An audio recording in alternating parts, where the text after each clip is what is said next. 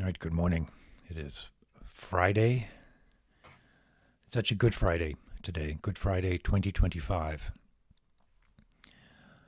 And the theme of resurrection has been present in several of the videos this week, and it actually wasn't deliberate. What I was thinking about when I planned out this week was the idea that, we have a framework and a set of principles or practices that help guide the practice, help guide the project of enlightenment. And then we have the direct experience, the fullness of experience. And I've been talking this week about the relationship between the framework and the experience. And what it boils down to is that at a certain point, the framework has to dissolve into the experience, right? That even the most elaborate system or the most pithy set of directions or the most evocative recreation, no matter what, these are all pointers towards the experience. They are scaffolding.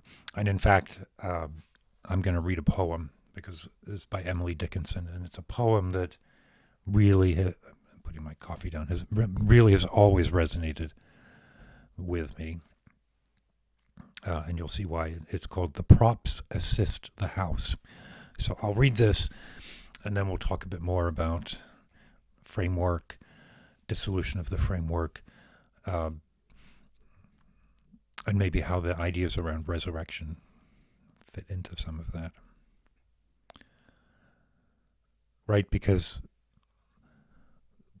resurrection and mortality, what I said on Tuesday, was one way of looking at the end of our mortal, metabolically controlled, constrained, metabolically supported experience. The end of that isn't a sequel. It's a dropping of the veil. It's a resolution away from delusion. And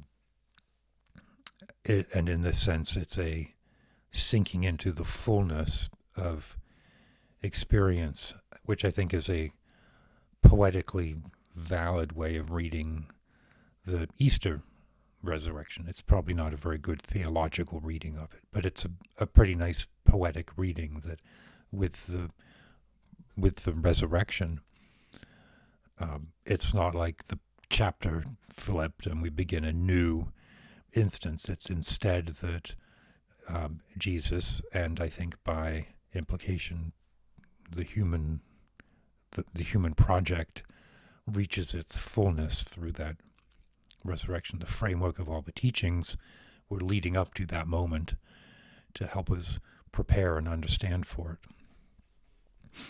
Again, I think that's a poetically nice reading, but my theology is not that strong. So here's Emily Dickinson's poem, "The Props Assist the House," number 729.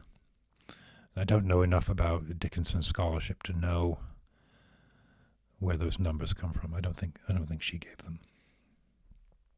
Right, she wrote her poems on the backs of envelopes somewhere. Let me see if it's... I don't want to waste time in this video.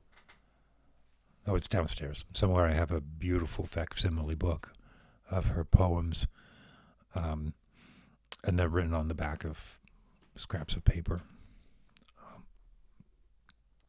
I'll do a video on Emily Dickinson soon. Anyway, without any further ado, here's the poem.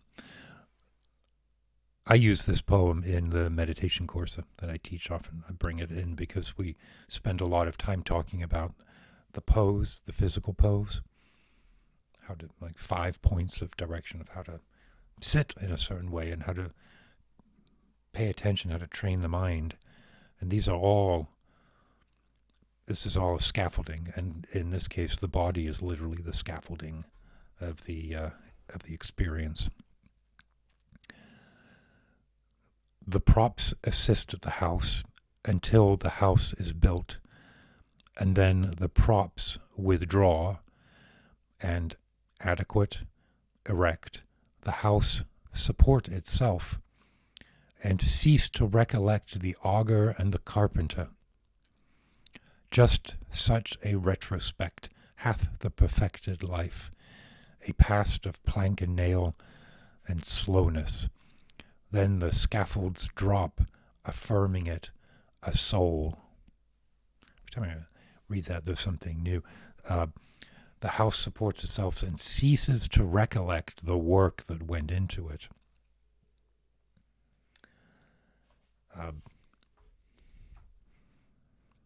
That's a wonderful poem, right? So the idea that what I take from that is the idea that we have our the directions towards meditation practice. Pay attention to the breath, still the mind, allow unperturbed awareness to fill the practice. Other directions around that, around ethics and good behavior, wise outlook, all of these have within them their built-in collapse, their built-in redundancy. And perhaps I would suggest that as you're out there looking for guidance and paths and teachers and books,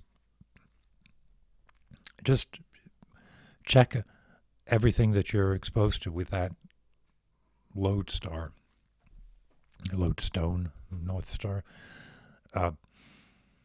Does this practice have within it its own annihilation, its own redundancy, its own dissolution?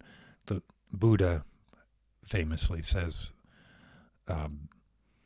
my teachings are the finger pointing at the moon, not the moon. He says, if you meet the Buddha on the road, kill the Buddha. I don't really kill the Buddha, right? It just means that the Buddha, the teachings are there as a scaffolding.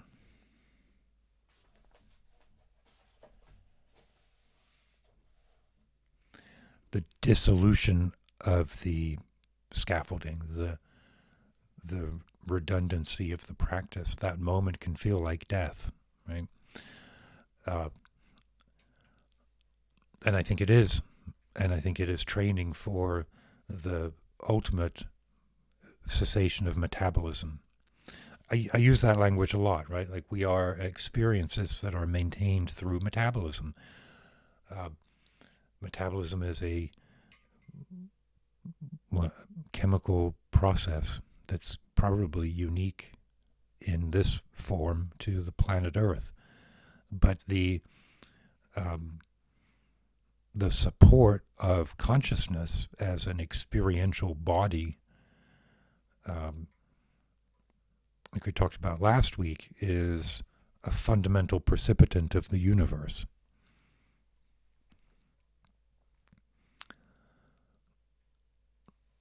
That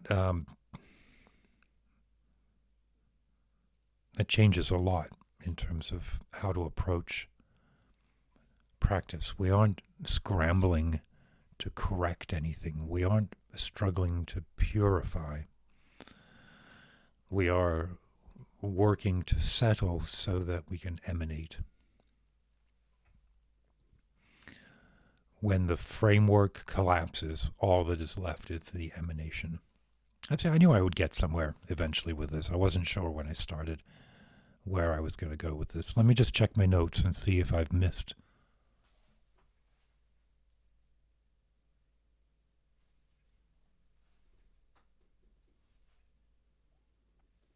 Yeah, there's a bunch of stuff, but I think this is probably a good point, a good place to stop. I read that Emily Dickinson poem. I've got across the idea that the collapse of the framework is an intimation of mortality. Mortality as the cessation of metabolism, but actually at that point then a sinking into the fullness of what it is to be, what it is to be a human being, what it is to be a being. This is my framework, right? That lived experience of being a dead cosmic creature, obviously I haven't experienced.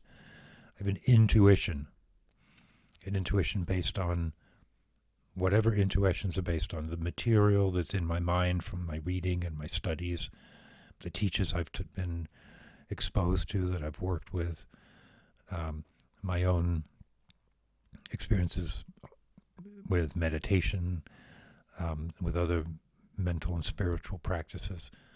All of those lead me towards this intuition, and it's a strongly held intuition, but it is not yet a lived experience. And, I'm okay waiting for that lived experience because I am attached to this physical existence, as we all are, as we rightly are. But one part of it is a movement towards, and we should cultivate that. When we talk about cultivating practice, cultivating presence, it is an anticipation and a prelude to that fuller sinking in. Yep. So as always, questions, comments, criticism, corrections, just drop them in the chat, and then I always respond. And if it makes sense, I also will take it. And then on Thursdays, a video on Q&A. So let me put down my coffee here. Whoops. Keep your wits about you.